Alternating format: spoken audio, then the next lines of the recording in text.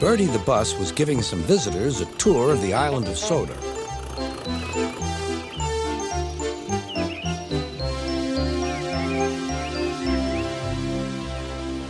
It was their last afternoon, and Edward was preparing to take them to meet Bill and Ben. He found it hard to start the heavy train. Did you see him straining? Asked Henry. Positively painful, Remarked James. Just pathetic. Grunted Gordon. He should give up and be preserved before it's too late. Shut up, burst out Duck. You're all jealous. Edward's better than any of you. You're right, Duck, said Boko. Edward's old, but he'll surprise us all. I've done it. We're off. I've done it. We're off, said Edward as he finally puffed out of the station.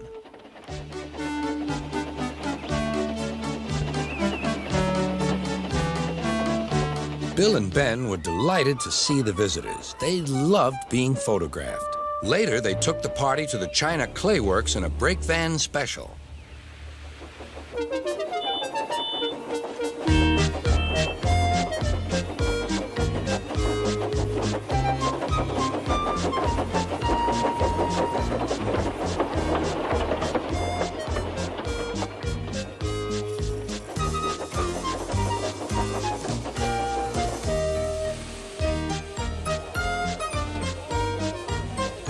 Everyone had a splendid time, and the visitors were most impressed.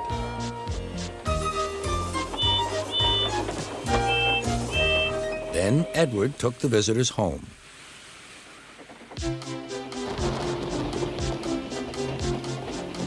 On the way, the weather changed. Wind and rain buffeted Edward. His sanding gear failed, and his firemen rode in front, dropping sand on the rails by hand. Suddenly, Edward's wheels slipped fiercely, and with a shrieking crack, something broke. The crew inspected the damage. Repairs took some time.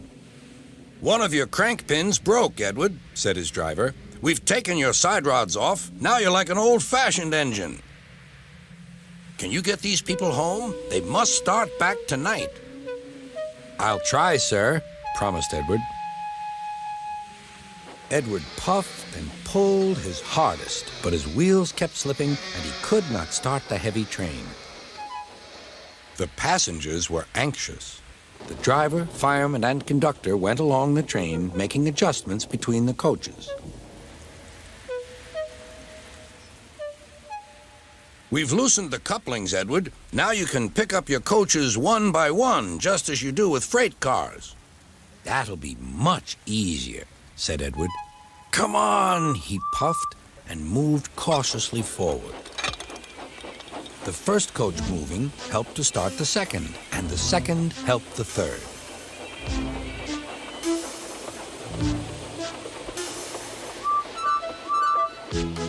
I've done it! I've done it! Puffed Edward. Steady, boy, warned his driver. Well done, boy! You've got them! You've got them! And he listened happily to Edward's steady beat as he forged slowly but surely ahead.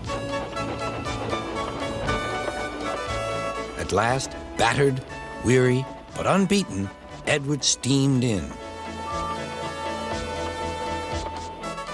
Henry was waiting for the visitors with the special train. Beep, beep!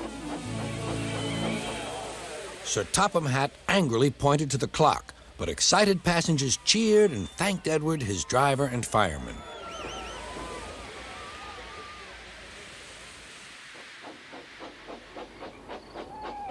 Duck and Boko saw to it that Edward was left in peace. Gordon and James remained respectfully silent.